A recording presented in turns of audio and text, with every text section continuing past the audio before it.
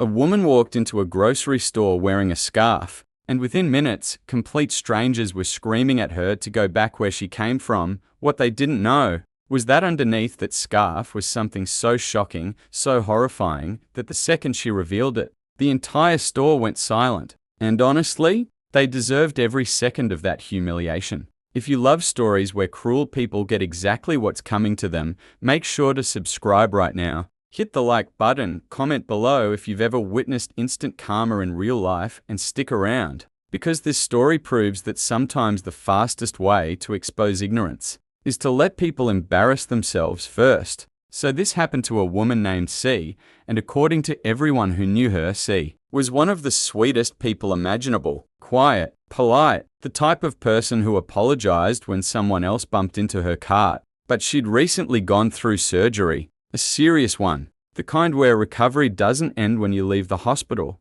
Now, most people imagine surgery recovery as lying in bed with medicine and soup. But for C, it was much uglier than that. She had a drainage tube installed in her neck. And if you've never seen one before, imagine a thin plastic tube literally protruding from someone's skin, attached to a small container collecting blood and fluid from inside the body. Medically necessary, visually horrifying. The thing looked like some kind of Frankenstein experiment. Even though it didn't hurt much, it drew attention instantly. People stared, kids pointed. Adults tried not to react, but couldn't stop glancing at it. And after several exhausting days of strangers gawking at her in public, C started covering it with a scarf whenever she went out. Not because she was ashamed, because she was tired. Tired of being treated like a spectacle. Tired of the double takes. Tired of seeing people recoil before they remembered they were supposed to act civilized. So one afternoon, she went to a grocery store wearing a long-head scarf wrapped carefully around her neck and hair.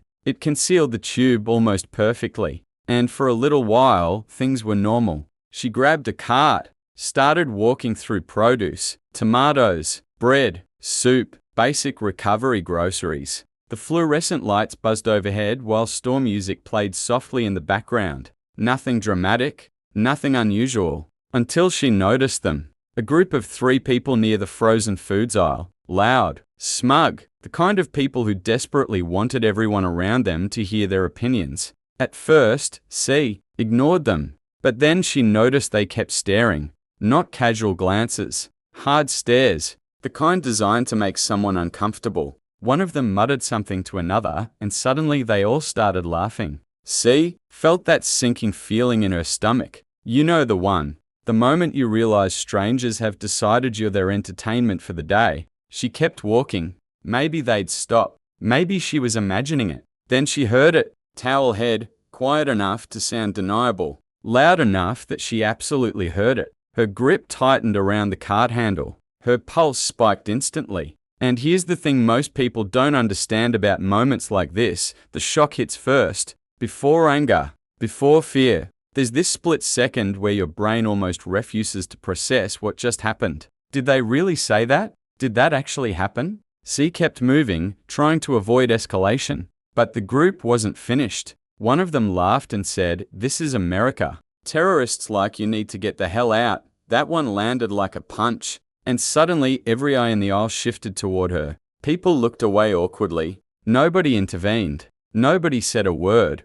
And that silence? Sometimes silence feels louder than the insult itself. C later admitted that for a second, she considered abandoning her cart and leaving. Because humiliation does that to people. Even when you know you've done nothing wrong, your brain still wants escape. But then something changed. Maybe it was exhaustion from weeks of recovery. Maybe it was pain medication wearing off. Maybe she was simply done tolerating ignorant garbage from strangers. Whatever it was, C slowly turned around, and according to witnesses, her expression completely changed. Not angry, not emotional, calm, dead calm, which somehow made it more terrifying. "Out?" she asked quietly. The group smirked. One guy folded his arms like he'd won something. And then C said, "You mean like this?" Before anyone could react, she reached up and ripped the scarf away from her head and neck. Instantly, the entire mood in the aisle changed. Because there it was, the tube, clear plastic emerging directly from the side of her neck. Medical tape stretched across swollen skin. dark red fluid visible inside the line, and dangling from it all, the collection bulb partially filled with blood. The effect was immediate. One woman gasped so hard she nearly dropped her basket. The loudest guy physically recoiled backward. Another covered their mouth in horror. And C grabbed the tube gently and tugged on it slightly to prove it was real. Not enough to hurt herself, just enough to make the reality impossible to deny. The entire aisle froze. No music, no chatter, just stunned silence. Because a few seconds earlier, these people had been so confident, so certain. They saw a scarf and immediately built an entire fantasy in their heads about who she was. And now they looked like monsters. One of them mumbled, "Jesus Christ." Another refused to even make eye contact. And the guy who'd been yelling about terrorists suddenly became fascinated with the frozen pizza section like his life depended on it.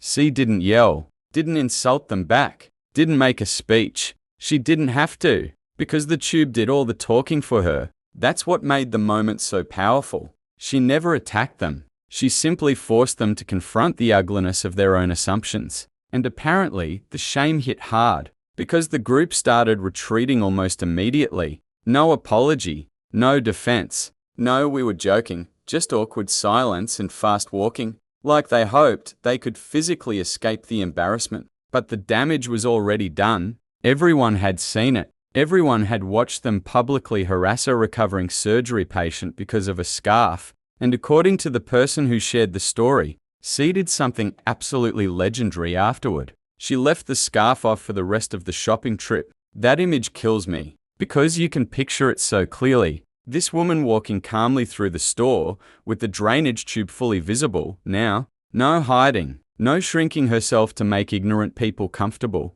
Meanwhile, somewhere else in that same store, 3 grown adults were probably praying they'd never cross paths with her again. And honestly, that's what makes this story satisfying. Not revenge in the traditional sense. No screaming match. No grand plan. No destruction. Just consequences. Pure, instant consequences. Those people wanted to humiliate someone they viewed as different. Instead, they humiliated themselves in front of an entire grocery store. And the worst part for them? They can never undo that moment, because embarrassment tied to prejudice sticks with people, especially when it happens publicly. I'd bet money those idiots replayed that scene in their heads for years afterward. That horrifying moment when the scarf came off and reality hit them like a truck. And here's something important. C shouldn't have had to prove anything. She shouldn't have needed a medical condition to deserve basic human decency. That's the real lesson here. Because ignorance works like this, people see one tiny detail,